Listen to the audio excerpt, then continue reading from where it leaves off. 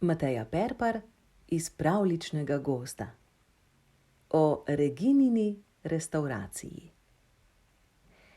Živela je žaba, ki je bila zagrizena vegetarijanka. Vse njeno sorodstvo se je sladkalo z mušicami, kobilicami in podobnim, ona pa je bila na strogi dieti. Uživala je le travo, jagodičevje in listje. Prijateljice so ji zavidale vitko postavo in lahkotne skoke, toda mesu se niso mogle odreči. Oh, Regina, kako lepe noge imaš, je zavistno rekla sestrična, medtem ko si je trebila ostanke mastne kobilice iz zob. Naša Reginica je prava manekenka, je zadovoljno zakvakal njen brat in jo ljubeče potrepljal po mršavi zadnjici. Regina je bila na lepo telo zelo ponosna. Motilo pa jo je, da so vse druge žabe vztrajale pri svojih prehranjevalnih navadah. Ko je z manekenstvom zaslužila dovolj denarja, se je odločila, da bo odprla vegetarijansko restavracijo in poskušala spreobrniti prijatelje in sorodstvo. Rečeno, storjeno. Na dan otvoritve se je v restavraciji gostov kar trlo.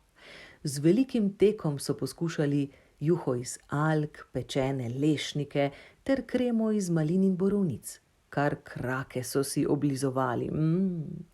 Omamni vonji so v restavracijo poleg žab privabili tudi druge prebivalce mlake in gozda. Zajce, polže, veverice in še koga.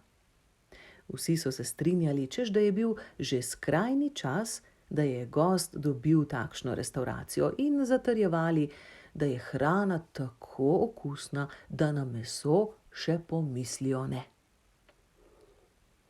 Zvečer se je restavracija zaprla. Regina si je zadovoljno pomela krake. Začetek je veliko obetal.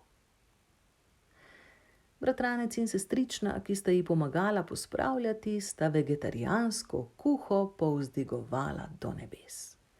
Ko je bilo vse počiščeno, sta se pomočnika odpravila proti domu.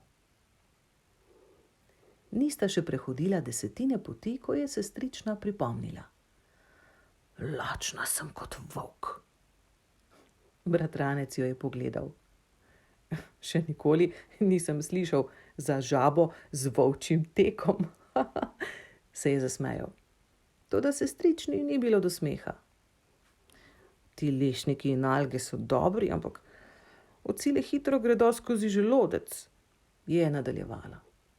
Prav prilegel bi se mi toast, hrustljav majski hrošč. Zdaj je tudi bratrancu zakrulilo v trebuhu, toda bil je večer, po zraku je brenčalo le nekaj suhcenih komarjev. Treba je bilo potrpeti do jutra. Naslednje jutro je restavracija že navsezgodaj spet vabila na brezmesne dobrote, vendar je bilo gostov opazno manj kot prejšnji dan. Ko je ura odbila 2 popoldne in so vse mize samevale, se je Regini na čelu zarisala guba. Sorodstvo se je ob bližnjem jezeru zabavalo z lovljenjem mušic in veter je valove smeha in veselih vzklikov prinašal skozi okno restavracije. Regina je premišljevala, kako se na sorodnike res ne moreš zanesti in kako krut je ta svet, ko je nenadoma opazila, da je vse naokrog zavladala grobna tišina. Dvignila je pogled in srce ji je zastalo v prsih. V restavracijo je vstopila štorklja. Bila je to prekrasna štorklja, bela, sloka in dolgonoga, s čudovitim oranžnim kljunom, ampak, saj veste, štorklje in žabe. Štorklja se je ozirala naokrog, potem pa se ji je pogled ustavil na Regini. Dober dan, je rekla vljudno. Sem slišala, da se tukaj dobro je. Regina je izbuljila oči. Kraki so ji prigovarjali, naj skoči ven in jo brž pocvirna, toda poslovna žilica ji ni dala miru. Dobrodošli, je rekla. Ime mi je Regina. Odprla sem vegetarijansko restavracijo, ker menim, da pri prehrani z mesom pretiravamo. Ponudim vam lahko odlične jedi, lahke in okusne, brez mesa. Lahke in okusne, je ponovila štorklja in nepremično zrla v Regino, ki se ji je krčevito nasmehnila. Kaj niste nekam koščeni za žabo? Je zamrmrala. Vitkost je zdravje, je živčno odvrnila Regina in se prestopala na mestu. Je rekla štorklja in počasi sedla za mizo. Regina je skočila in ji prinesla jedilni list. S čim vam lahko postrežem? Je vprašala. Štorklja je gledala Regino, pa jedilni list, pa spet Regino, nato je vzdihnila in zaklopotala s kljunom. Kaj priporočate?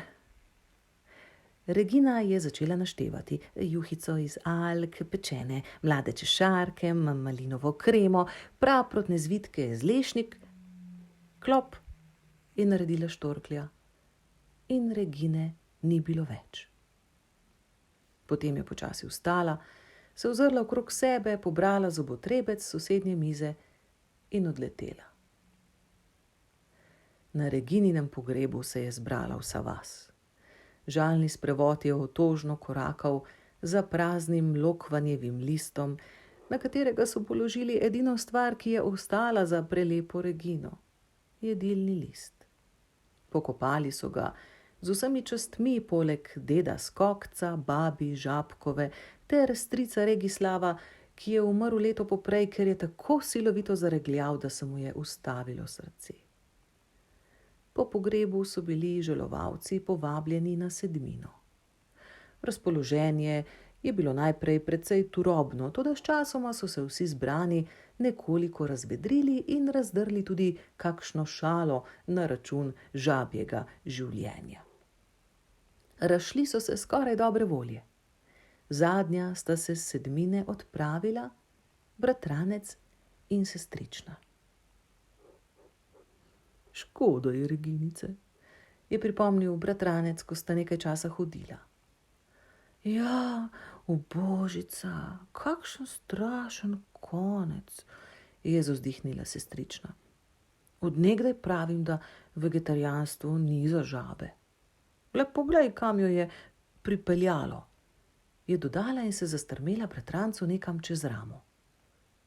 Kaj pa gledaš? Je zanimalo bratranca. Čisto pri miru bodi, je napeto rekla sestrična. Kaj? Ali gre štorklja? Se je ustrašil žabec. Ne, je odvrnila sestrična in bliskovito izplazila jezik. Potem je zadovoljno pogoltnila in se obliznila. Muho si imel na rami. In odšla sta domov.